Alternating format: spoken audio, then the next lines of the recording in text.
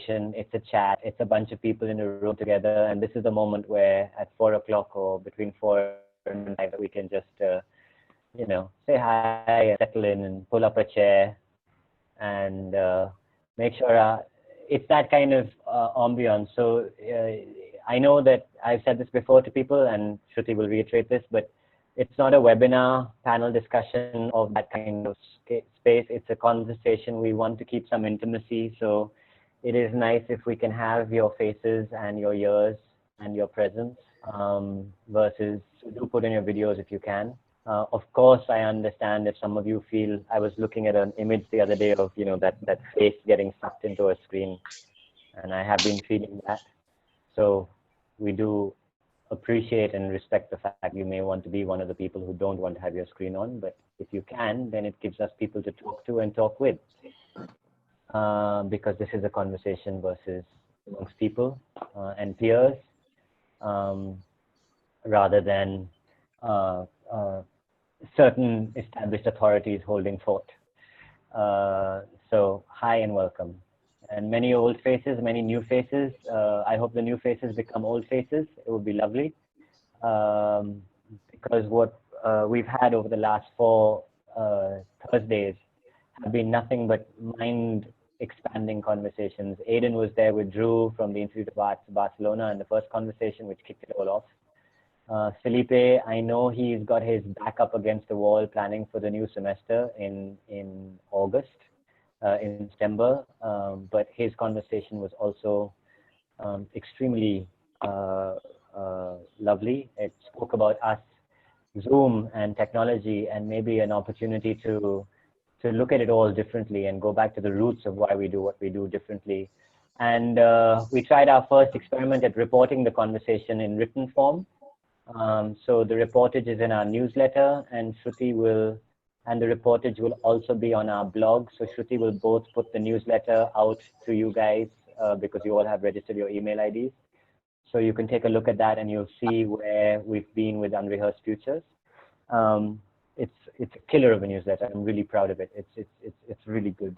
I'm really excited. And then last week we had Sita, who's rejoined us. Hi Sita, thank you so much. To see you, good to see you again.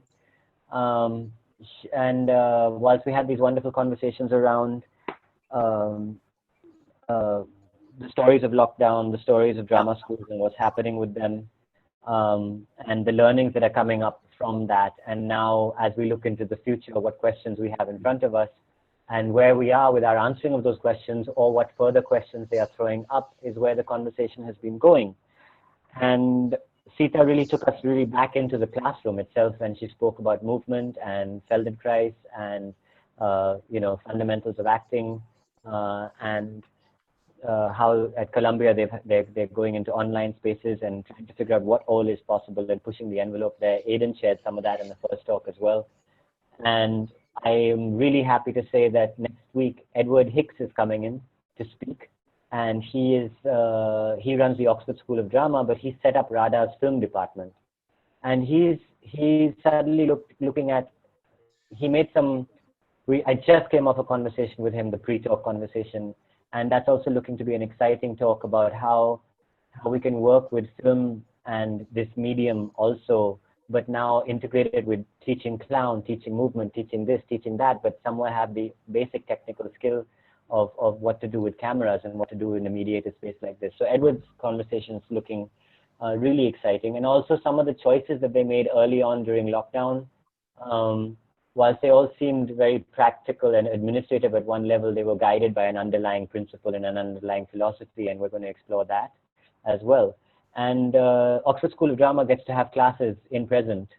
People are in classrooms together right now as they speak.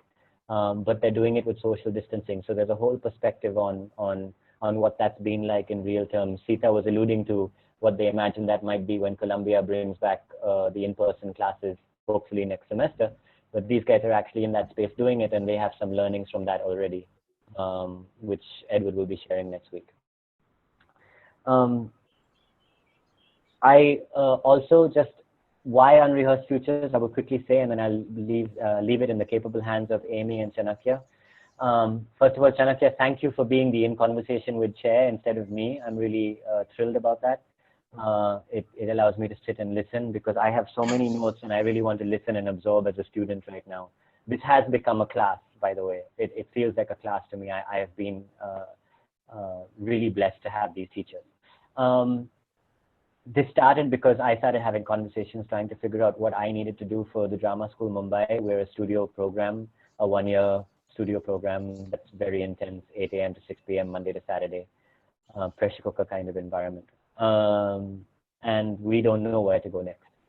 So when I started exploring these conversations, I realized that everyone had things that they wanted to share with me, but they also had questions. And I was just like, I shouldn't be the only one having these conversations. This is a conversation we all should be having together. And that's where this started. I'm doing it selfishly for the Drama School Mumbai, but at the second level, I just think we suddenly get to see each other and have collaborators of a new kind. I hope that when you all listen in on each other and have these conversations with each other, or hear this conversation and see each other's faces in this space, many new synergies will come from this. And all of you can access each other through us first, and then of course on your own, because I'm not disclosing everyone's email IDs unless it's asked for. All the conversations are available to you. Just ask for them. We send out a quiet, unpublished link to all the files of the conversations, and believe me, they have been worth hearing. So I leave that with you. And without further ado, I introduce Amy Russell, who at one level, because of the number of students we have, the number of teachers we have who have come and trained from LISPA and trained from Lecoq, we feel somewhere Amy has become, and I don't mean to age you with this statement, but has become a pedagogical grandmother to us because we are a child of all of these students. And so it's really great to have Amy here and some of her students here. Chanakya is one of her students, but Chanakya is not with the Drama School Mumbai. He runs Indian Ensemble, which is possibly one of the other extremely exciting theatre companies in India, which I am extremely excited about. It was founded by Abhishek Majumdar. Abhishek also went to LISPA, right? Yeah, who's an author and a writer, and Chanakya is an artistic director there. And I look at Indian Ensemble with great envy because the founder handed over the artistic directorship to the next person, and I wait for the day that I can do that with the Drama School Mumbai. It tells me that legacy building is possible and continuity and institution building is possible. So Chanakya, I always look at Indian Ensemble as a great beacon for inspiration. Without further ado, let us explore what happens as we ask ourselves these questions. What happens in the absence of presence? How do we teach in that space? What is our contract with students coming in, going forward? How should studio training work? How should training work in general? What does theater mean in this space? If for the next 5 years we don't have it. The conversation flow is entirely in Chanakya's hands. I have my own style and I'm looking forward to his own style. Thank you so much, Chanakya, for agreeing to be in the chair with Amy. Hey, thanks, Jehan. Thanks for setting the context. There is in fact an internal joke in Indian Ensemble that does the next artistic director have to be from LISPA, you know? This thing about, you know, the fact that, I mean, of course, Abhishek went to LISPA, I went to LISPA, and yeah, I mean, it's also quite funny to, I mean, I was talking to Amy over the last week, and about 6 years ago, I was in Amy's classroom, and it's so much fun to talk to her about what we are going through right now and what the context could be for this sort of series of conversations we are having. And thank you also for sharing the links of the past sessions that you have had as part of Unrehearsed Futures. That was really useful, including Sita's talk last week and Felipe's talk the week before that. I think a lot of ground has been set for especially people who've been part of these sessions weekly. And as we were talking, as we were discussing about what exactly do we need to focus on when we talk about online teaching or pedagogy in this time, uh, it it came to also talking about what it is not, in a way, right? We need to be clear also about what is it that we can never achieve within this online space, and it was good to be clear about that. And from that came many other questions with respect to training, with respect to what are we training uh, artists for going forward. Is that even a valid question to ask right now? Were we also asking that question before the pandemic? And if we were, what were the answers to that? Where were we looking for answers to that? And yeah, and one of the interesting things I wanted to share about also Amy as a teacher is that we used to sort of start all the classes that we used to have in LISPA with a very interesting provocation. And once in a while in a physical theater school, it's good to have sessions starting with sort of ideas that are sort of very strongly grounded within the context that you want the students to make work in. And I'm also hoping, and I'm very sure that Amy will have some very interesting provocations to offer today as she speaks about her own practice. And the two things that I think I'm just going to open this up with as a very broad remark, and then I'll give it up to Amy for her to take charge of that and speak. And some of you know the format, but I'll also just put this out here for people who are new. Uh, Amy will speak for about first 15 to 20 minutes, and then there will be some opening questions that I will put across. And if you have questions, please feel free to put them in the chat box, and we'll keep a note of that and bring that up. This is an hour 15 minutes long conversation, so we'll go until 5:15 India time, and yeah, so we have roughly about an hour to go from now. So the two things that we really spoke about was uh, the question of shared space, because I watched a performance last week, a live performance on Zoom last week, and I enjoyed the performance. I was also moving around in my house, and I was really wondering, like, like, is this a good thing? Is this a bad thing? Or like, do I need to really sit here and watch it? Maybe that gives me the freedom to move around. And and what is it about performances that we have enjoyed? That the fact that we are in one space, uh, we are able to sort of get a sense of the performers, the audience, and it's one common space where we congregate. And now that we can't do that, how does that affect the way we teach? We talk about training. And that led to a very important aspect of Amy's teaching, which is the embodied nature of training of her work for so many years. And that's something, and from that, two things emerged. One was the idea of the embodiedness and how the current space is very disembodied.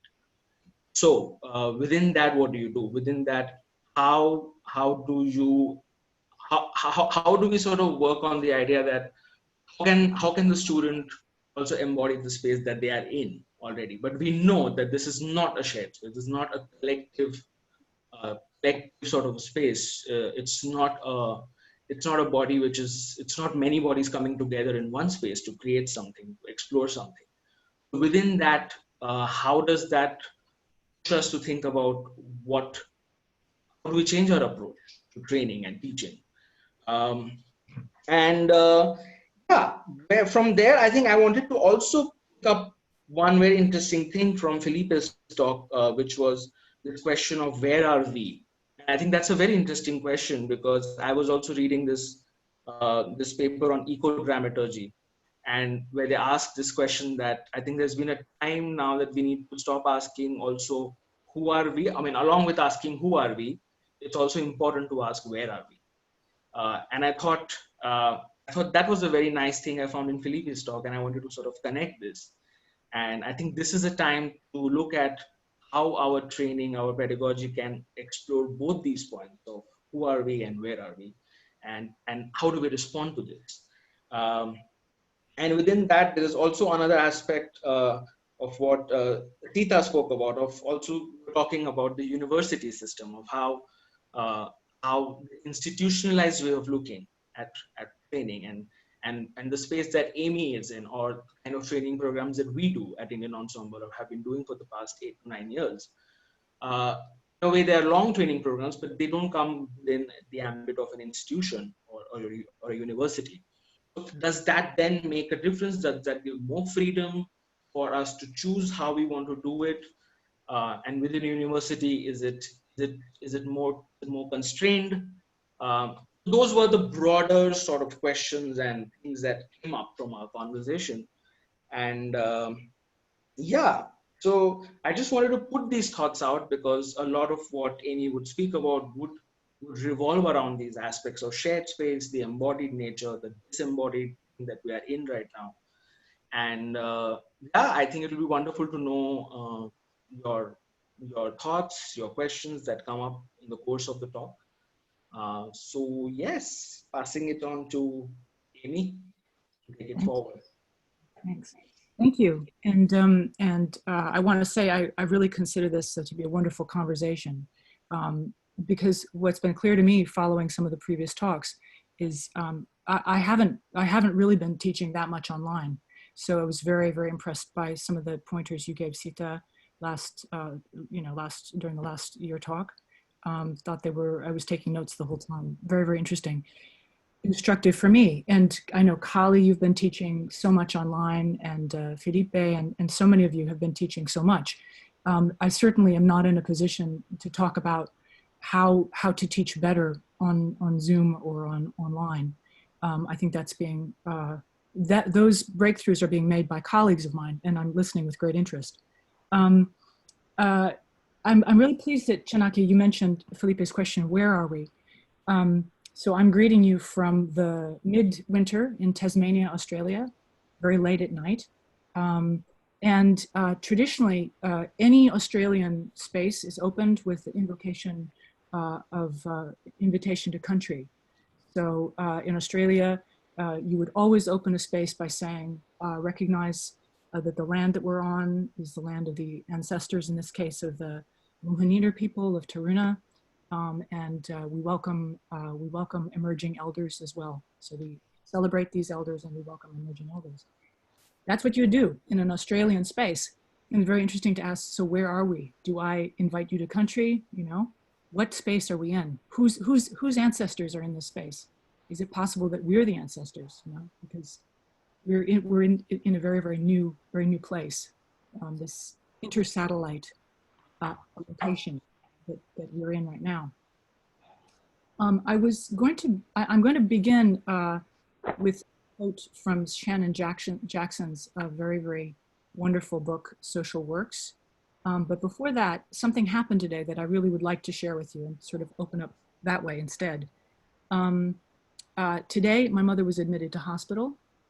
She's 87 years old. It was very critical. She'd had 3 falls. This is a big deal for someone that age. And after this talk, I'm going to go back to the hospital and spend the night.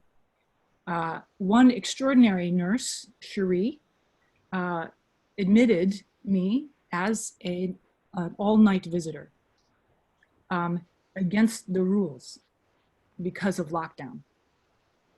And I cannot tell you the difference that makes to me that I can be with my mother tonight. And I am reminded of the people who have had to say goodbye to their loved ones on Skype. And I am very sobered by this. And so for me, in answer, Sita, last week you asked, you know, why are we doing theater? And it resonated for me, really resonated. And today I thought, maybe my answer is, as long as I could not bear to say goodbye to my mother on Skype, I will do live theater.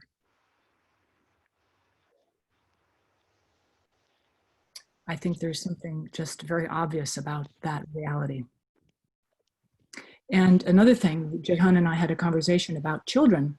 You know, I don't have children. I'm thrilled to be called a grandmother. Thank you. I'll take it. You know, children can't be raised by mechanical arms. Babies, they know the difference. You can't give them an audio track of a heartbeat and an electric blanket and expect them to survive. They won't. You can't raise an infant on Zoom. So that would be another answer, I guess, would be as long as the human infant knows the difference between virtual and shared space, I will do live theater. So those are my two answers. And I wanted to share those with you because they are so relevant to me today in particular. I apologize for doing a bit of reading. I find it very dry when people read to me at conferences, and I do apologize for that. I just wanted to be very sure to choose my words carefully and not sound too recalcitrant. So I'm going to do a little bit of reading to sort of introduce my thoughts. And then I really, really look forward to, I know Chanakya does as well, to a conversation with you. What Zoom is great for is collegial conversation. So I think this is marvelous and marvelous advent. So I'll just read you a bit of what I had written. So this is a quote from Shannon Jackson's Social Works.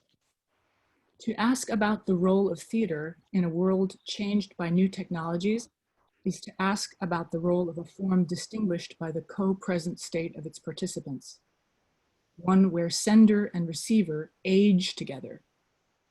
To ask about its role is also to consider the labor required to sustain a space of shared durationality. So Shannon Jackson is very, very interested in looking at invisible labor, the labor that is required to sustain a space of shared durationality. That seems like an interesting way of looking at shared durationality. I put that out there for us to consider. Is that a term that satisfies? Is that what we're doing? Is that how we distinguish what we do in a studio with what we do online? Shared durationality. And then I wrote these, again, careful not to sound too recalcitrant. My concern with the alacrity, if not enthusiasm, with which theater pedagogues are embracing online teaching is the degree to which we may be responding to panic to the detriment of the pursuit of difficult questions about our art form. The labor required to sustain a space of shared durationality, as Jackson puts it, is uneconomical. We have known this since the advent of mass media. Are we simply responding to a temporary, albeit horrific crisis? Or are we also perhaps less consciously obeying the deeper market forces that have been pushing us out of spaces of shared durationality for a very long time? If we do not offer some resistance to these forces, is there any chance that our spatial habitat will survive? Part of that resistance might be in shaping clearer, more articulate communication about what does distinguish our art form from others, as Jackson is doing here. A space of shared durationality, what does this capture about our practice and what might still be left out? Is shared space also an essential feature of theater? And if so, why is it so easily forgotten? Have our experiments with mixed media confused the issue? More profoundly and perhaps even more controversially, have we been ignoring what makes theater theatrical? That's actually a reference to something that Arya Mishkin, who's a director who works a lot in India now, refers to when she says that theater has to find its theatricality. Otherwise it becomes, her wonderful deprecation is littérature en costume, literature in costume. So there we go. These are my thoughts. And I founded a school called Embodied Poetics. This is not an original term. Lecoq called his pedagogic manual the poetic body. So Embodied Poetics is an anglicized inversion of sorts of the poetic body. What is it to embody poetry? Okay. Is that something I can promote in a student in their own space, in their own time? Absolutely. I think those are the few experiments I've done with Zoom teaching has been really about focusing on the individual in their own space. But is there also something which is perhaps a group body? When we are together, what is the difference between a crowd and a group? When do we start making a group body? And I would love to hear your experiences of this, but I'm a big fan of viewpoints. I love viewpoints. And I particularly love the flocking exercise. You know, I use this a lot when I approach chorus work. there is an absolutely magic moment when you realize that you are not any longer an individual moving in your own self-responsible way. You are part of something bigger. It is moving together. It has an organicity. It has a life of its own. To me, it's very magical, actually. It's very hard to describe why it's happening. And I know, Clark, I would love to hear your thoughts about this coming from the field of psychotherapy. What is it that happens when we form a group? And is it useful to start thinking about a group body? Is this one way we can distinguish what we do in our art form? So these are some of my thoughts. So Chanakya, I just wanted to sort of bounce them off you and see what you thought. Yeah, I think this question of group body, and I think one of the things that we were discussing of you talking about how this entire thing of rewilding your living room that you've been sort of talking about and sort of facilitating this course, and connected to this question of agency, right? Of somewhere it's become also about the individual. So we are saying that we are in a class, we are still not in the common space. So I think it would be also interesting if you could share a little bit about this idea of how something changes in our approach to teaching, to training, when we know this fact that the person is in a very individual space, is in their own space, and how then use that in our advantage to sort of further the idea of training, theater, performance.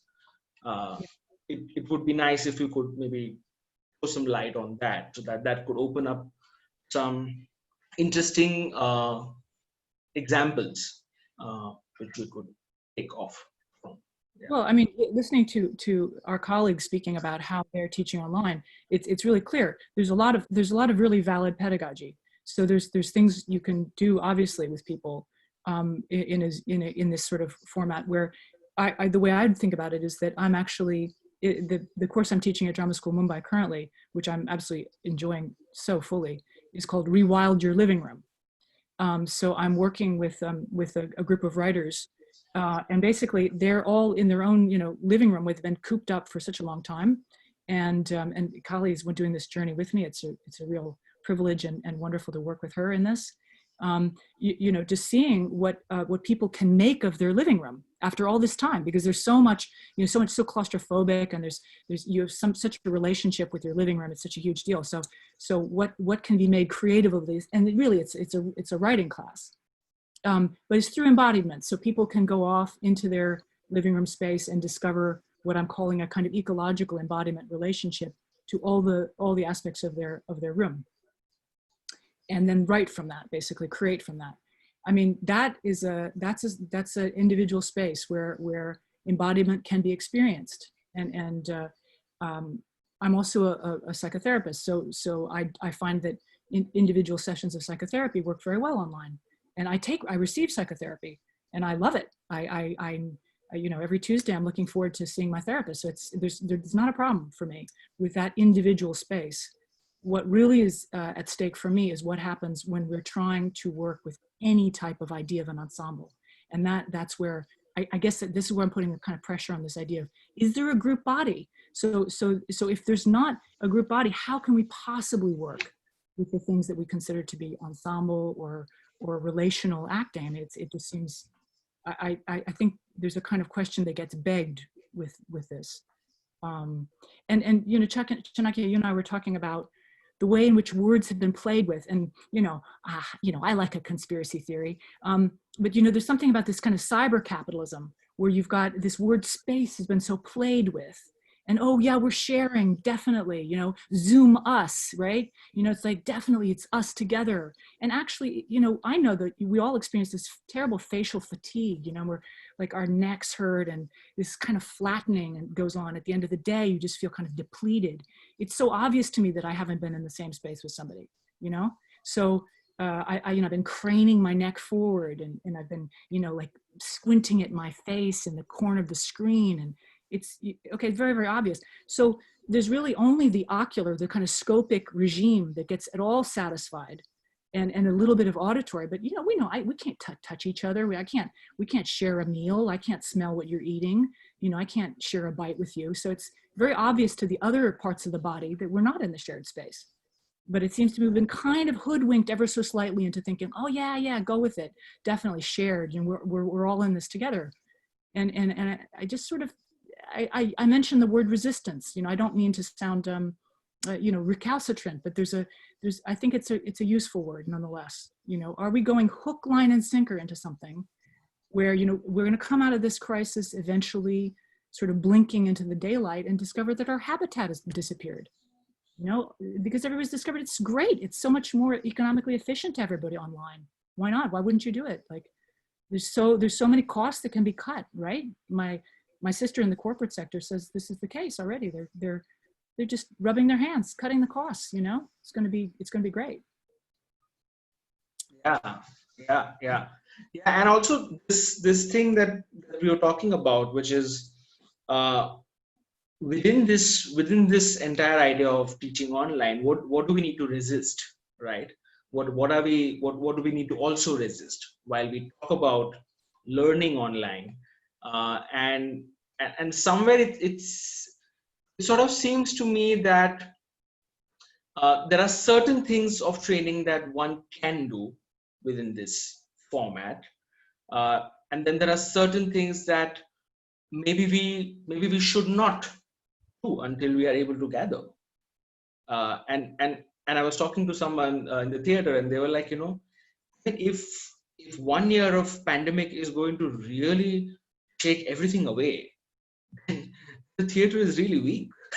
I mean, it shouldn't shake things away in 1 year. I mean, again, within the idea of, okay, where we are right now, let's acknowledge this, but also this fact that after a point, do we get caught up within the terminologies?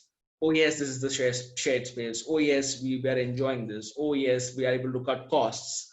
And it's interesting that you speak that you're approaching writing through your program, because I was talking to someone, because we start our training program in September, which is also going online this year. And one of the biggest questions someone asked us is that, okay, you can, because you are focusing a lot on writing, so it's possible for you to do that because it's very focused on writing. And I was actually wondering that maybe writing is one of the main components of the program, but then what do we need to get so bound by this form itself, this Zoom technology itself, that we can't find any other ways to give sort of provocation stimulations to our students? Something, again, I would like to sort of, I'm just going to connect to some of the previous talks that have been done because a lot has been covered, where I think something very interesting Felipe spoke about was using other different forms of technology also while we are away. It doesn't always have to be confined within this. So I think we can take some questions maybe right now, and if you can open up for questions and just let this conversation flowing. We have about 45 minutes. I think that's good to have a sort of a good deep conversation with others also. So just opening this up. So there's a question from Jehan. Is it an absolute either, or it isn't there? I think with respect to the collective, the group body, I think, is that what you're referring to? The ensemble. Is there an extent to which ensemble can be explored? Some of that magic of losing yourself to the collective, can it still be explored? Is something that Jehan does. Chanakya, there's so many great questions here in the chat. I'm just wondering, does it make sense for people to just unmute themselves and sort of enter the conversation that way? Does that make sense? What do you think? Yeah, absolutely. Yeah, we can break the Zoom protocols once in a while. If you'd like to, because there's really great responses. Yeah, absolutely. Yeah. Unmute yourself and speak it out. I think we can unmute, and if anybody else would also like to respond to this, do you think anybody else would like to share something from their own practice to this question? Mm-hmm.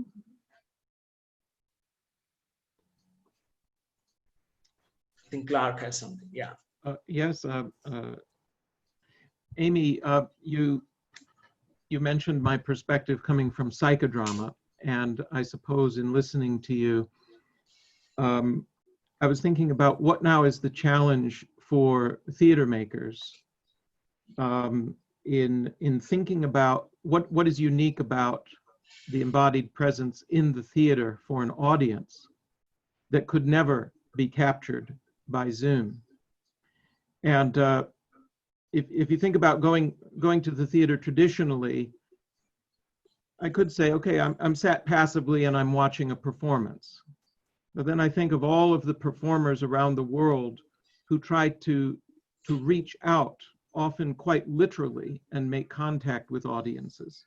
Say, for example, by inviting them into the dance, either literally or in some sort of interactive way that you simply could never do on Zoom. And I was just wondering if you had any thoughts about that, because that's, to me, that's a fairly clear-cut distinction that we could never accomplish by Zoom, because it involves the audience so actively and very often physically in contact. As a psychodramatist, what I love about psychodrama is that everybody in the room is co-creating the theater together, and anybody could be on the stage at any moment of the process, and it's quite spontaneous that way. So I've also been to theater, which is a bit like that too. I was just wondering if that brings up any thoughts for yourself, Amy, or anybody else in the group today.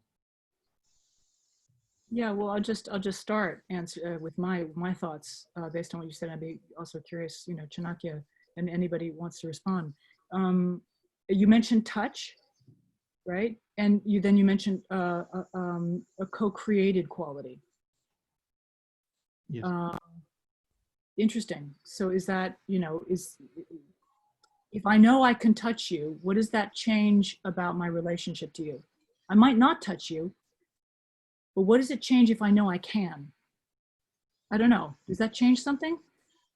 If I had to, I could touch you. I mean, if I wanted to, if I had a gesture, So there's something about that. Someone said it in a negative way. I forget who I was talking about this with. That we would have the same destiny in this space if there were a fire, or if there's some adversity, we would share the same fate. Yeah. There's something about a shared fate. And then the co-created thing, I think that's very, very intriguing. And this is what I think Mishkin is sort of getting to when she talks about what is theatrical, what is specifically available to us in a same space form that makes theater. And it's something about this idea of co-creation, when the audience feels that they are somehow essential to what's happening. They're not, it's not just being performed at them. And those are, for me, those are the moments of magic in theater, where I somehow feel that I am in this world with the players, and that we are creating it together. So I think those are two really interesting ways of looking at it. Yeah, I love the idea of the shared fate, and the fire alarm is a wonderful way of making that very immediate. I was so struck by your reference there to a baby, and as long as babies need the physical presence of the parent, I will continue to do theater, and I love that very much. But I just want to share with you also, Amy, when you were giving your introduction, you said my name at a certain point, and I felt very drawn in at that moment. And I was thinking, if I was attending a Zoom performance, so to speak, and the performers reached out in just that simple way and say the people's name, there's suddenly an encounter. I'm not making an argument for Zoom performance here, but I am suggesting that there is something very profound about what you did just simply by saying my name. I I was suddenly in a very different relation to the group and to you. I feel rather moved in saying that. Nikita had, is Nikita here? Yeah, I am. Yeah. Actually, it's something from what Clark brought up. I'm currently working remotely with these with students in Kashmir, and we've been trying forum theater over Zoom, which has just been trial and error. But in the sense of co-creation, and just figuring out tools to how to make it work on a digital medium, it's actually been quite a learning curve because it's something very similar to what John had said in Felipe's session, that the facilitator's work is just to set the ground and then move out, and the peer and the student there actually create the performance. And that's what on Zoom, while creating these provocations for forum theater to happen, what I have noticed is, yes, it's difficult, and of course at no level does it match to what happens in a real scenario, but continuity, and also again personal touch, so making sure of not just making sure you're taking someone's name when you put a provocation out there, um, is a great way of involving people, and that has to some extent worked for me. But again, I think we are all just in trial and error mode with this situation now. I just wanted to just invoking Felipe, because I just almost wish he was here to have this conversation. But this thing about us being in the same building together and possibly, Clark said that resonated, right, with the fire. And then Clark's example of you took my name and we encountered. At one level, I almost hear Felipe in my head saying, well, aren't we all currently in the same fire with the pandemic? And this is suddenly this total shared experience that we all have. And therefore, and he talked about looking at the globe and planetary as like we all breathe synchronously.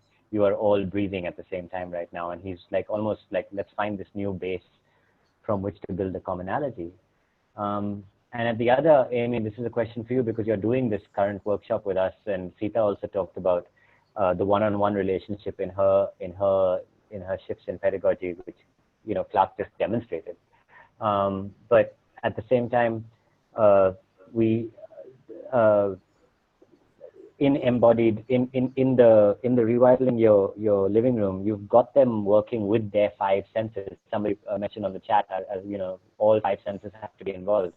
Sure, the five senses are not involved in a co-shared space, but you are accessing the five senses. I remember when I was younger and just having relationship chats on the phone. But I'd already arranged a delivery to like show up at my, girlfriend's house so that flowers were there while she was on the phone. I was trying to construct a 360 experience for her, even though mainly what we're doing over here is intellectual or oral or ocular.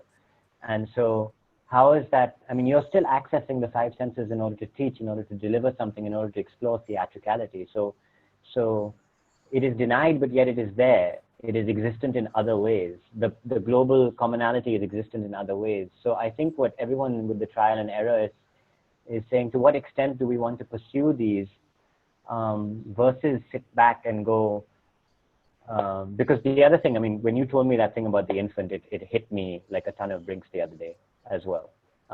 And I know that is where we cannot go. But where can we go, Amy, is what my question is to you. Well, where do we want to go? I mean, because I think really it's, there's a lot of wonderful devising that's going on. It's really, we're devising this really cool new experiences in relationship to this media. It's really this medium. But I really respect what you're saying about,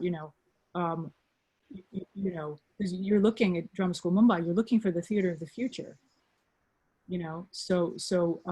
So it's really, where do we, perhaps that's the question we're asking when we say, what are we preparing them for? But I prefer to ask it as, what do they want to be prepared for? Maybe like inverting it a little bit. What do they want to be prepared for? where do they want to go with it, and what can I possibly do that might give provoke, and it's the word that Lecoq used a lot, provoke some process which is going to enable somebody to understand and discover what their theater is. I think the one thing I really do worry about, though, is that we will find a kind of sufficiency with this solitude. And I'm not sure that's always a favor, to give people the sense that they're getting something quite sufficient, when I don't believe that we can give them something sufficient. I mean, I like, you know, I can work with people with their senses in their own space, but when it comes to smelling and being close to the scene partner and sensing that the chemistry with the scene partner, I can't possibly do that in this form. And do I risk giving them a false sense of sufficiency if I do? If I provide something, a kind of simulacra. I mean, that's the word that comes to mind. You know, are we in danger of simulacra? I just wonder. I really want to ask, you know, us all. It's, you know, we're all in this together. What do you think? Can I jump in, Amy? This Yes, is so yes. interesting what you said, because, you know, it makes me realize in my mind all the time it was a given that I was filling a gap until I got back to in the room with people, and I was just being creative about how to do that. So I know I can keep the artist growing. I know I can do something, and that there's no substitute. And when you say this, you know, it really struck me. Are we giving, because people do, you know, withdraw. It's more comfortable. It can be safer, right? But then isn't there, you know, you also said the thing about the baby and contact and why it's so important to you to get to your mother. And, you know, I've been for 4 months in contact with my mother on Skype, and now I'm in India with her. So I feel like, can we not trust that a human being will allow that to be sufficient until it's not sufficient for them? Because at the end of the line, each one has their own timing. And if we can't really direct them, we can just prompt them with our work. And at some point they will decide, I need to now get out and have contact, or they will use it. And I don't know that we ultimately have control over that anyway. I feel like I trust that most human beings will need to get back out into contact. And that's how theater has survived. Yeah, I really hope you're right. I really, yeah. I mean, I think that's a wonderful statement of trust in, you know, human nature, and I think, you know, I get that. I mean, but it doesn't sometimes happen that, you know, I don't have children, but I have, you know, lots of relatives who have teenagers, and I've got teenagers I'm very close to, and there's a lot of worrying about, God, they just love these games and they're not playing, and they're not, I don't know, isn't that also very right about that. I was just thinking about, now I completely, like, it's beginning to dawn on me when you say, what happens when we emerge from all of this? Will the spaces still be there? And connecting that to your thought about, well, what do they want to be prepared for? If they don't ever know what it was like to experience Ariane Manushkin's idea of presence, or Sharon Jackson's social work's idea, if they don't have an embodied experience of that, then will they know to look for it later on? Like, we can trust them, or, you know, maybe they will come, I'm missing something, I feel like I'm missing something, and they come to that moment, but then not know what they are looking for or where to find the thing that has gone missing is what is still scary. And there's an interesting question that somehow connects to this by Samantha, which was pretty early on in the conversation, where she has asked, how do we bring theater to the forefront when the government pushes us to the periphery, when finance and viability are directed towards industry and commerce? I think one of the things that we're also seeing here is that there is no clear direction from the government. with respect to, let's say, the auditoriums or theater spaces, right? And Excuse me, Shanakya, we go into that, because I feel like that's a very important and really needed topic. sure. I thought maybe I'd just share my experience, because I'm in Western Australia and we currently have no cases in Western Australia. Western Australia is real, for those of you who don't know, geographically, it's a very, very, very, very big place, and it's surrounded on 3/4 by water. And then on the other side, there's desert between us and a lot of other places in Australia. And you probably know there's hugely increasing numbers, particularly in Melbourne and Victoria, and in Sydney and New South Wales at the moment too. So we are one of the most isolated places in the world. And we went online, we're on a system, a calendar year of February through to November, December. So our mid-year break was not a long summer break like the Northern Hemisphere. It was 4 weeks, and then it reduced to 3 weeks because we stuck a week in the middle of semester one to just give ourselves a little bit of respite. So we were online for right through till pretty much the end of June, even into July in some cases, and then came back again and started semester 2 at the end of July. So we've spent a long time online, but because there were no cases, we've gone back for those students who could get back into Western Australia face to face. And what I found, like everybody, it seems, I'm sorry, I've been new to this, and feel very privileged to be here speaking with you and learning from you. Everybody was making it up as they went along. The students were trying to be resilient. We were trying to build resilience in them and in us. And people were going, wow, look at the amazing job we're doing. And the students, wow, I'm even learning despite I'm online, and all of those kind of things. But what has happened in the past couple of weeks when I've seen them come back is intellectually, they almost thought they were okay. Intellectually, they thought that they knew the learning wasn't enough and the experience wasn't as strong as it would be face to face. But something happened when they literally walked in the room with somebody else. It was like this, and it still is, we're in this euphoria at the moment, right?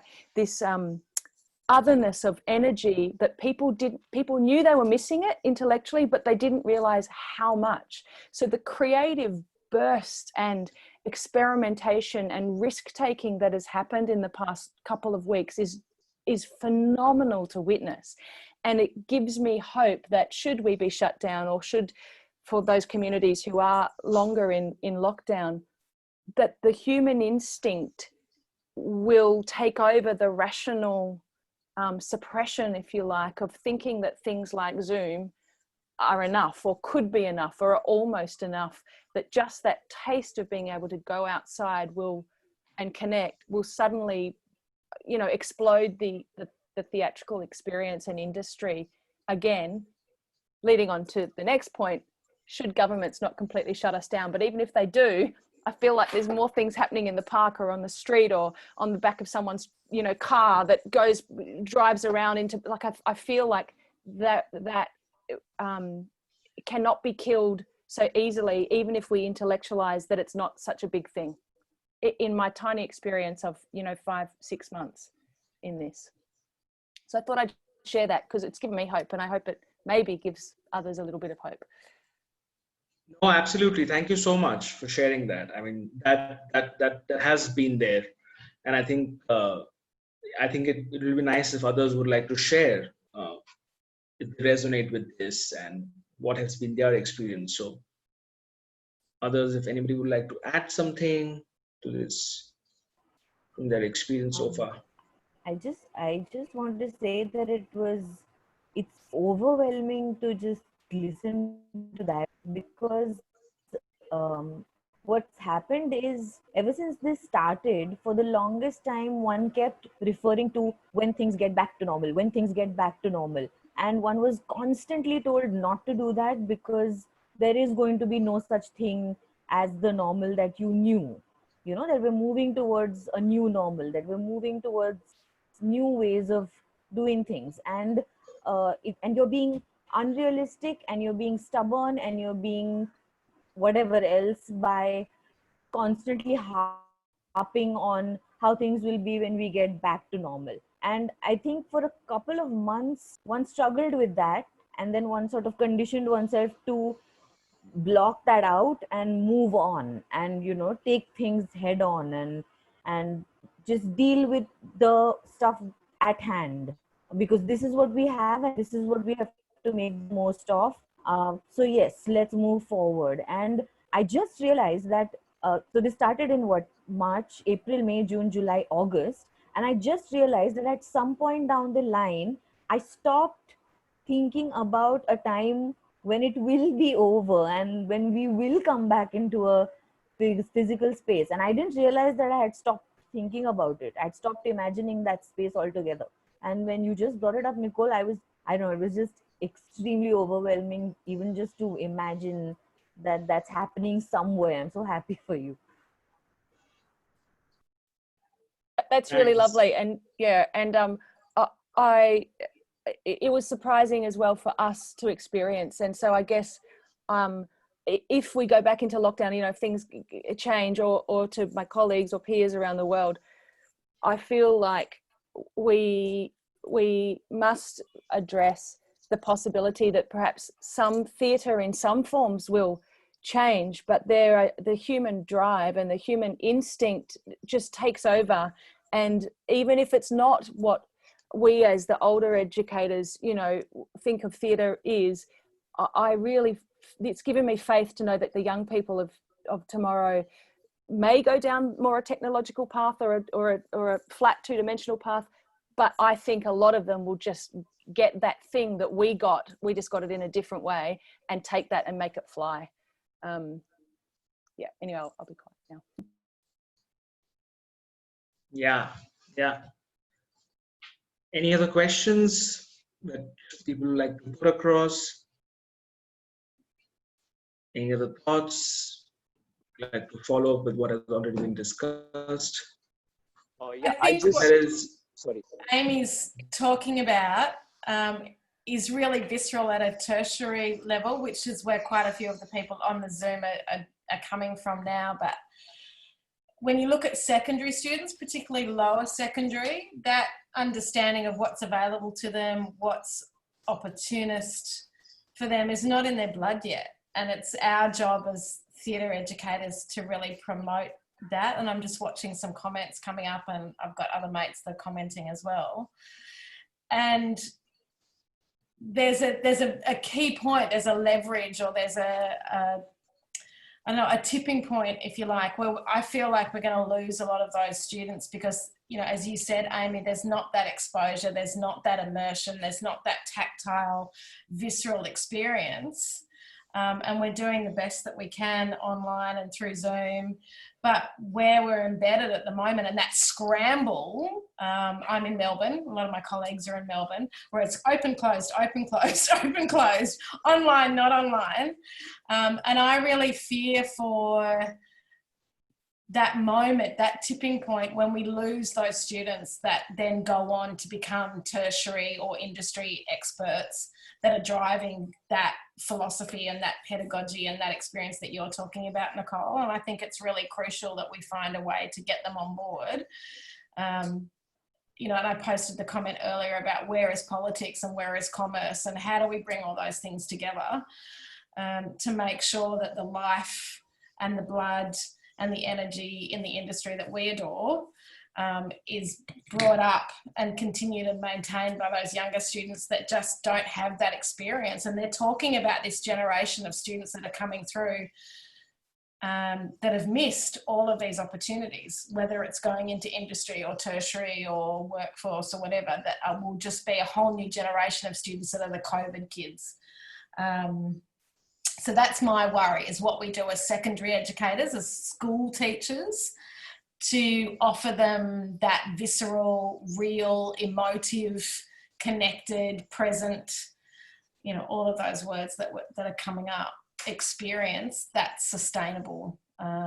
When already we're under the pump to rewrite curriculum, to keep ourselves visible, to keep ourselves viable, to justify to parents what place we have in their child's education. So I'd love to hear what other people are experiencing, how they're tackling it.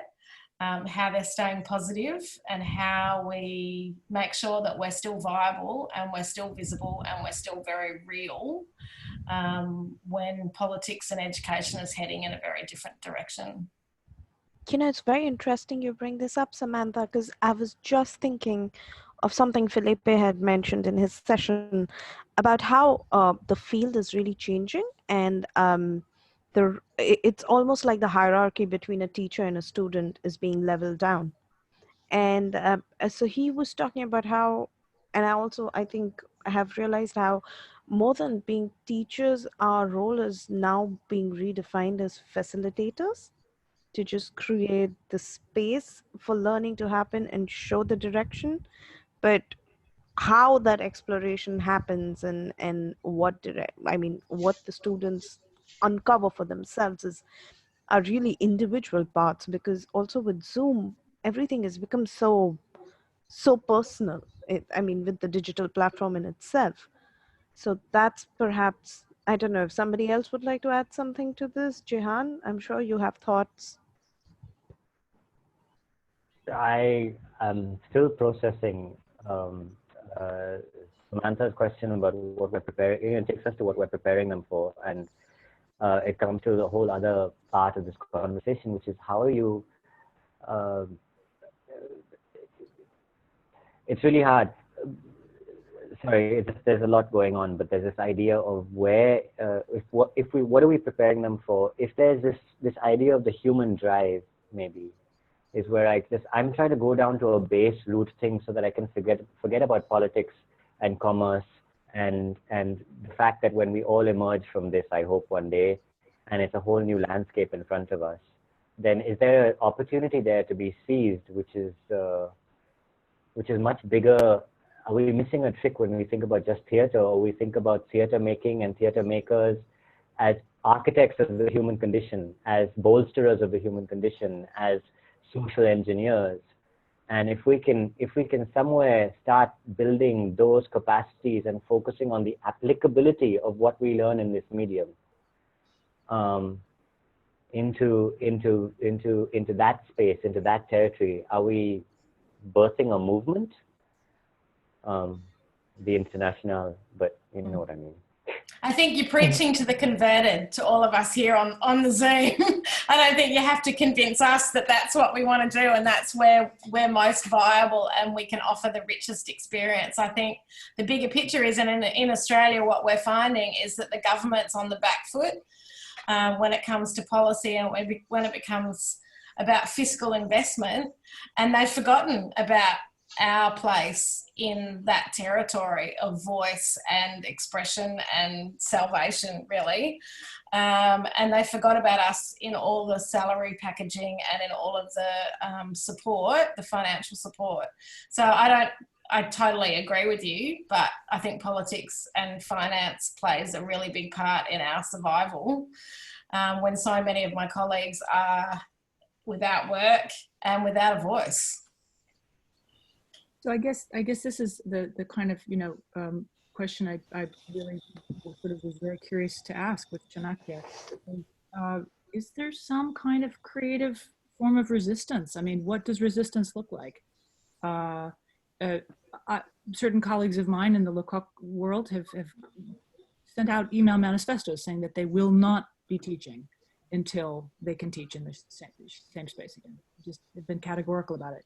Now, they are therefore monetizing their lives differently, right? They've made that decision. They've said, okay, yep, we're going to stand by our principles. We're going to monetize our lives differently, and we're going to make a stand that this cannot be done differently. It must be done in shared space.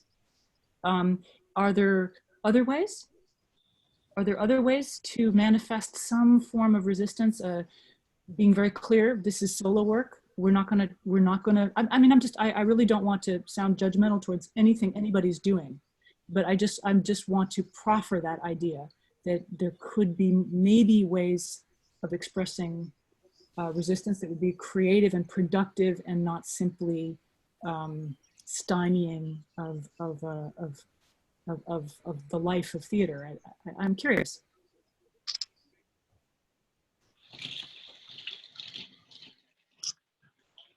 So I'm just going to keep a small check of Noel had raised his hand. So Noel, if you would like to, are you still there, Noel? Yeah, I'm here. Chanakya, you go ahead. Yeah. Okay, I'll do my question a bit later. Yeah, it's okay. Okay. All right. Yeah. Yeah. Forms of resistance. Again, I think I'm just tying into what Ira said. Also, the fact that there's never going to be this when things become normal. We'll think about it. And today I had my first class with 11-year-olds. I teach in a school, and it was quite fascinating because I had made some plans keeping the format of Zoom in mind. But as we were working, I just said, okay, let's do an improvisation. Let's just do this. Others just hide your video and you just have characters and doing an improvisation over there. And as I was just doing this, and I know it's not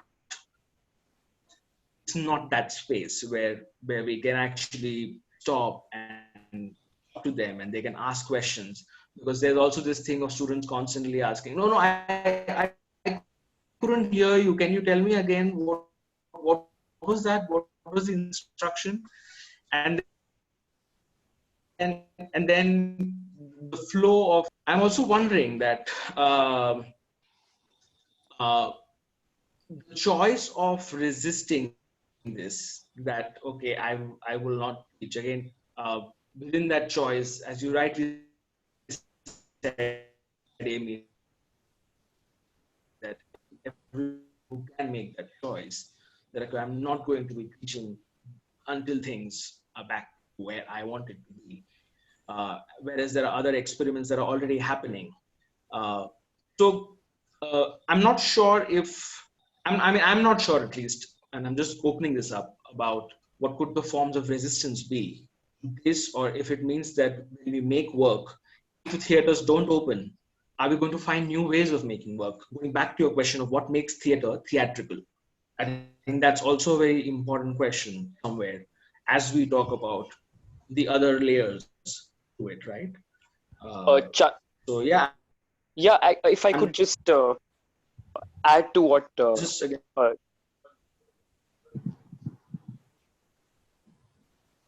If I could just add to Yeah, go ahead. if I could add to just what Chanakya said. So I also teach drama to the lower secondary section, and I have been doing a lot of object theater and a lot of puppetry work on the screen. But I began my teaching with a lot of pessimism over the screen and how theater is a lived experience and there should be a theatrical space for it. And so with that pessimistic attitude, I started teaching these kids. But what I found is that so easily these children adapted to the medium. They were able to use point of views and perspectives, changing the lens of the camera. They were able to bring narratives and stories so smoothly and in such a flow. It made me realize that, oh wow, I myself am so pessimistic about this form, and the kids were like clay, and they were able to create narratives which were quite impressive, and it still told the story and it still had that connection. So even I have a similar thought as to how an attitude change is also important towards the form that we are all in right now. Yeah, sorry, yeah, Iravati, go ahead, please. No. Do you want to say something? I had a question and I wanted to just respond to what. Yeah, fine. You go ahead and then I'll go. So. Yeah, just in response to what Amy was asking about ways of resistance, other forms of resistance, I think there was a lot of, so to anybody that said anything about not being comfortable with the medium, not because of any technological issues, but because of it's not life. Where is the theater? Where is the shared experience? Where is the visceral experience, etc.? Was sort of labeled as purist, and it was seen as not as a question that was helping us dig deeper about why we do theater, what is it that we call theatricality, what is it that we're calling a shared theater experience of theater. But it was seen as a rejection of adaptability, you know. And for the longest time, I think, because we've also had these forums where the theater community, the Indian theater community, has been coming together and trying to talk about what they're going through, sharing experiences. It was just fascinating to see how every conversation went towards either how do we make money by monetizing performances online, and how are the different online mediums lending themselves to making performances. And suddenly you realize that now is the time to actually ask the much more fundamental questions of why, rather than immediately, you know, jumping at how do we immediately find this kind of parallel to a substitute to what we were doing, you know. Questions of why, questions of what, and I feel like the more time we spend inside of this reality, the less possible it is to avoid those questions. We are going to have to ask those fundamental questions. uh, so yeah, I'm just glad that all of those things are coming up again in this conversation.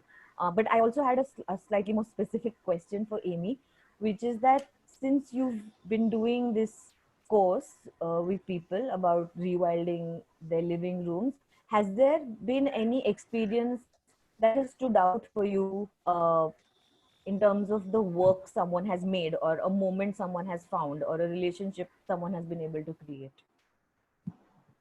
Well, yeah, thank you for asking about that class. I mean, I think that what has been surprising to me is the joyfulness that people are finding creating things for it, and the sort of the diversity of product.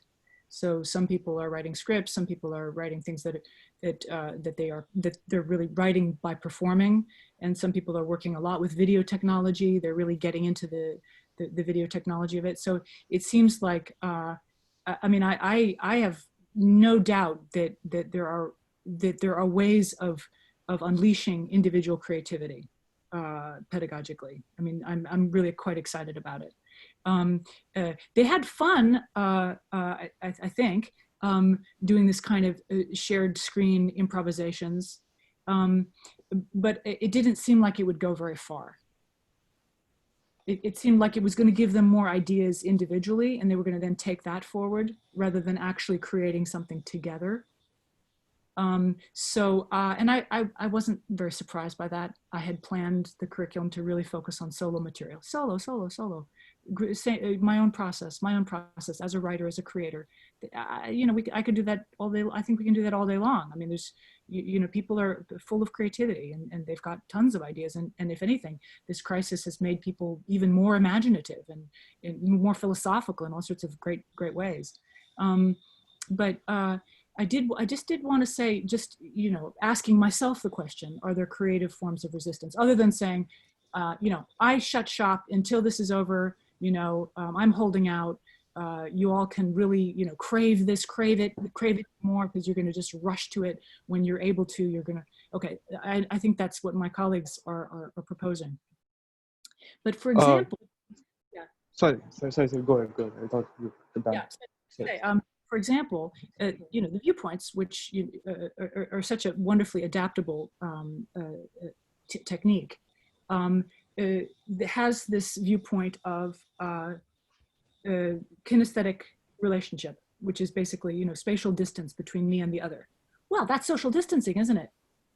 What if you do an improv, you know, with 1.5 meters between everybody in the class, you know? So that same space, we can get back into the classroom and do that safely. You know, and we haven't even started talking about masks, because masks are masks, aren't they? You know, that's very safe. That's very protective. So I think it starts to, for me, the creative resistance is sort of saying, really? We really can't get into the same space and do anything in the same space? Why not? You know, really, what's, please, I mean, so I'm very curious, like, what comes up when you say, please, I'll do this in the same space with people? Can I come in? Sorry. Hi, I'm Waruna, and I'm in South Africa at the moment. And that whole thing of having people in the same space is a bit of a problem for us because we've got restrictions around moving across provinces already, never mind moving out of the country or entering the country. And so, and also the universities, the residences are closed, and so everybody went home. So the students are scattered all over the country. And so the online space becomes the space that actually creates the community of these scattered students all over, which means that then we have to absolutely do the online, do everything online, because we don't know whether people will have accommodation to come back anyway. Apart from that, there's also restrictions on the academic courses, not the studio courses. So the academic courses, we cannot in any way use Zoom whatsoever, because it questions around equal opportunity, equal access, and all of that are part and parcel of that. So yeah, as uncertain as it is, we are trying, I suppose, I don't know whether we're managing, but we're trying to kind of keep the year going. And we've just entered our second semester now, this week. Right, right. Sorry, I wanted to take from Ira. Yes, Noel, do you want to just quickly jump in? Yeah. So the resistant performances that are going on. So I know of one school that does something of that sort. I know two things that were done recently. So one was this performance artist who created this entire module on caste system in India to standard 10 students. Now, as we know, the syllabus has been completely chucked off, and things about caste and everything there is no mention of anything. So she had created this, and then now there are also various there's sites and there are softwares which help you to interact better with students, like Microsoft Sway, and then there is other things like Mentimeter and stuff like that. And I know things have been happening of that sort. I think Anurupa Roy also has created some sort of a device by which she uses the camera and her puppets, and it's a very interesting method, and I think that something can be done with that kind of thing as well. But I want to take from what Iravati was saying about the questions, and I think what is important is the question that is it necessary to do theater right now? And I think that will answer how we will figure out. That is never the concern, because my mom is a speech therapist, and people who come here for their cochlear surgery, they have to go back like in 2 or 3 months. They can't stay here. They cannot afford it. And then the speech therapy is for like a year or 2 years, and the speech therapy continues on Skype. And it has been happening not for this lockdown, but since like 5 years or 6 years back. If speech therapy can happen on Skype, and they can figure out a way around it, why can't theater also happen is my thing. It's my question. And speech therapy, like you have a surgery, you don't know what sounds are like, and even then you're doing it on Skype. And these are 4, 5, 6-year-old kids who are doing it. So I think this is the question that I think we should really go with. Is it necessary to do theater right now? Looking at the conditions, yes, I think it is very necessary to do theater right now. How we have to do 50,000 trials and errors, I think, yeah. Okay, I just want to just summarize just one thing about what I think I am saying, is that if one were to insist that theater is a same space media, that's what it is. It's not Zoom. It's not. If we were to insist that, then what creative resistance would result? What would we then be proposing? You say, yeah, sure. I mean, it's just apples and oranges. I mean, so I can do the apple, but I can't do the orange. So let's call it something else. You want me to do Zoom? I'll be doing video. So great, let's do that. But if we are to insist, if one were to insist that theater is in fact shared space, that is the medium of theater, then what does one propose to the world, to one's organization, to one's colleagues as the possible manifestation of theater right now, if we're going to do theater right now? Is it like the Italians getting out on their balconies and singing to each other? you know, if we just insist that it doesn't happen if we're not in the shared space, so let's not pretend, then what? Yeah, and I think that sort of, we're already 5 minutes above our time, but there is one interesting remark that Justin posted on the chat. And most of you might have read it, which is one of the form of resistance comes in resisting the urge to fill gaps and adapt too quickly. So is there an offer for deeper adjustments? And I think that's also an interesting provocation. How do we think about that with our own practice of teaching, making work? And I think there were two lines of thought. I mean, many lines of thought going on here, but just speaking from the last few minutes, I think one idea of how we have had to adapt somewhere in this whole time, and then there is, after we have adapted, there is the retrospection into it, right? Because I think what we are also talking right now is in retrospect somewhere, because most of us over here have done this for a couple of months, and then in retrospect we are discussing this, we are talking about this, and I think that sort of very rightly fits into the format of the evening of Unrehearsed Futures, because it is so unrehearsed that I think we'll figure it out as we go ahead. I think we'll have to keep doing the retrospection into this, because again, I don't think there is ever going to be one right approach, even post-pandemic, during the pandemic, while we are working in this. However, I think acknowledging that we are not in a shared space is something I would take as a very strong provocation from Amy for today's sort of session. And I think, again, if we can talk about ways in which we are able to adapt to this new form of learning, teaching, making work, I think we may have to find new meanings of shared space also within this. Again, what works for us as makers, as teachers. So yeah, on that note, I wanted to sort of just close this, but yeah, we're almost 7 minutes beyond the time, and Jahan was like, let's keep it 1 hour 15.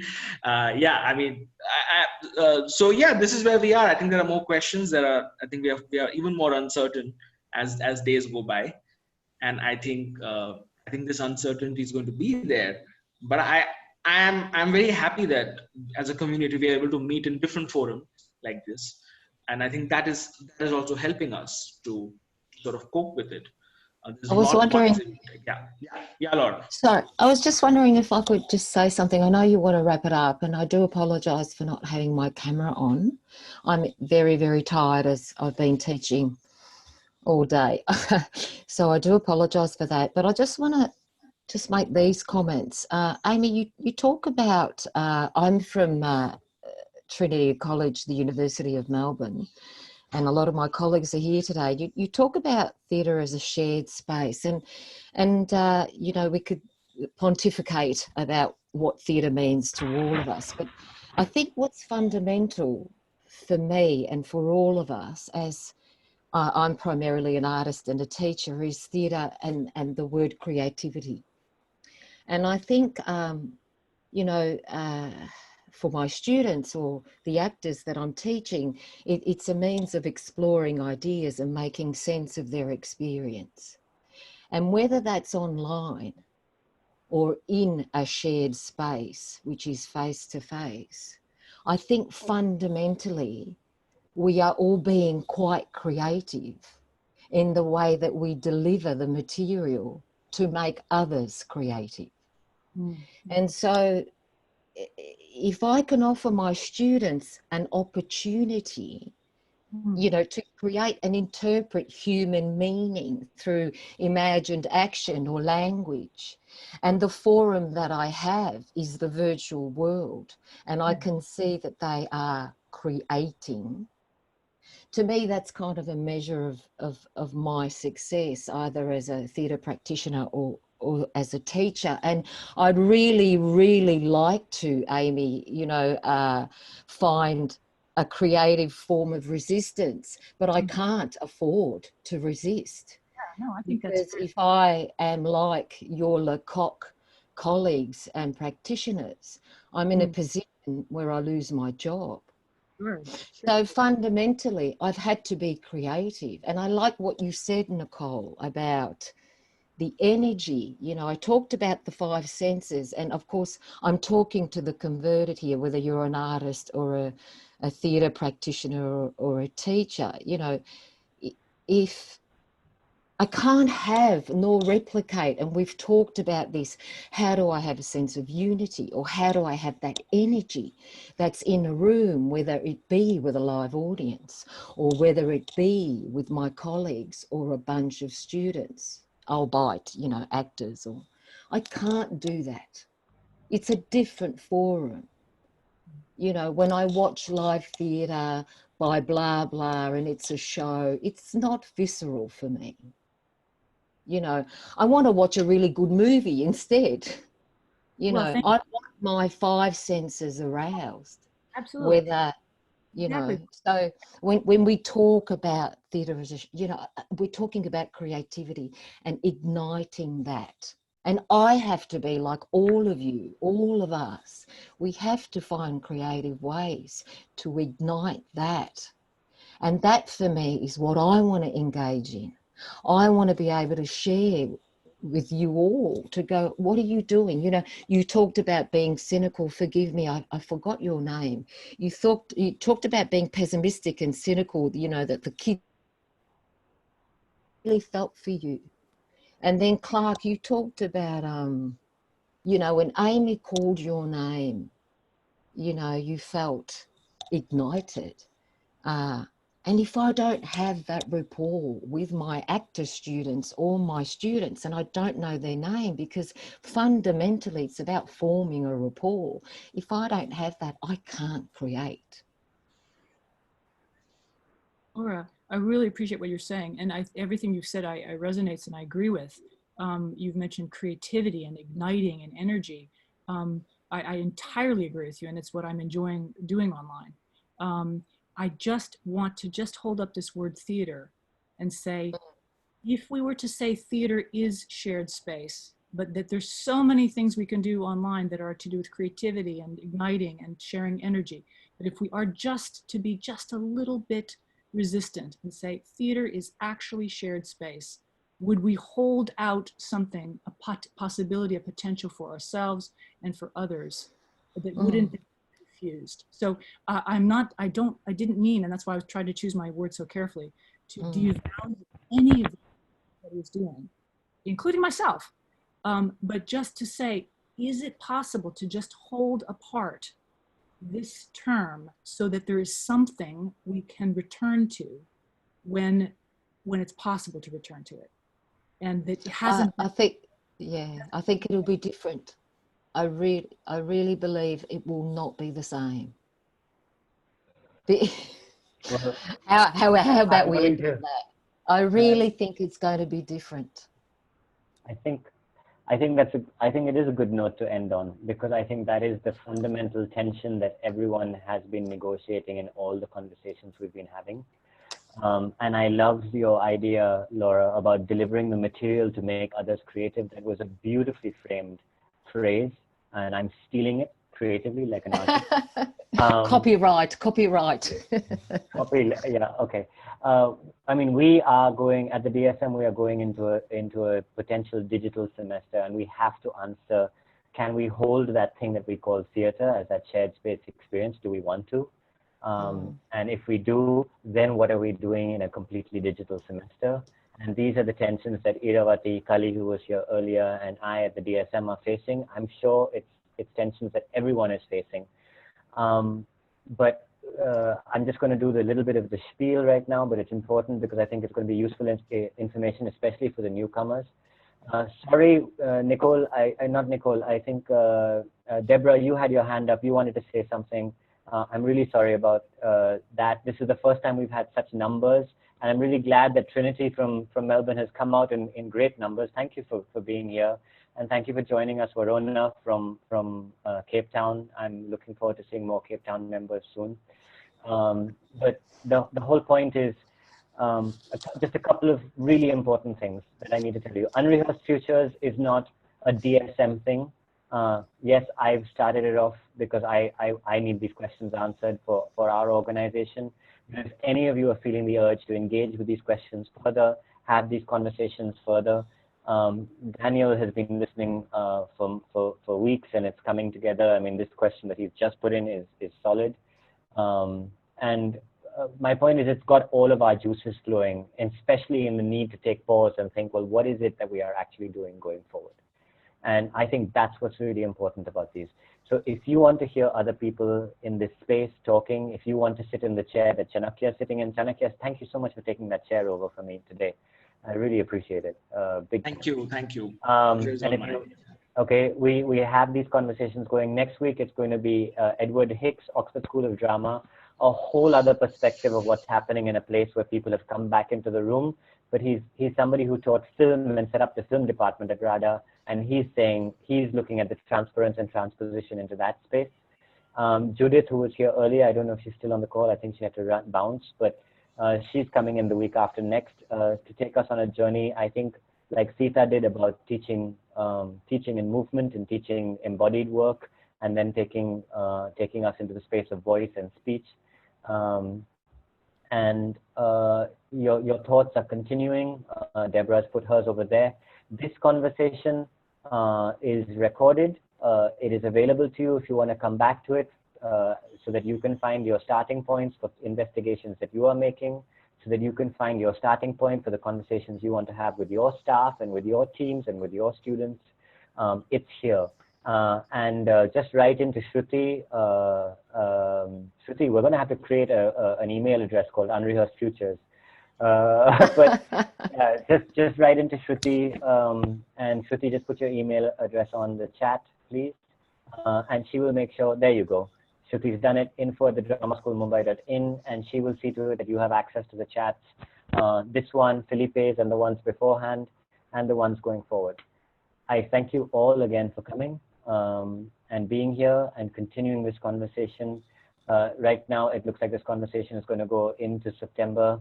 Amy, much love and feeling to you. Please go back to your mom. And when things are stable and better, come back. I'm hoping one day to have Amy in the chair with Giovanni. I'm angling for September. We don't know if that will happen, but I'm hoping, and I have my fingers crossed. And there will be more conversations coming. So we'll be doing this as long as we can. I hope at the end of this we have a global, planetary, humanized drama school that is about artists, creators, building a better society worldwide, and taught by all of us. And that's my long-term vision. So I hope you'll all be a part of that. Take care. Be well, everybody. Thank you. Bye. I'm here. I'm not going anywhere. So if anyone wants to chat, I'm here. Thank you. Bye-bye. Thank you. Bye.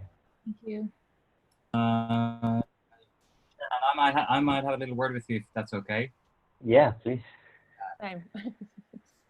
Amy, if you have to rush, please rush. No need to stay on. If you want to stay, you can stay. Yeah. Somebody wanted. Thank you.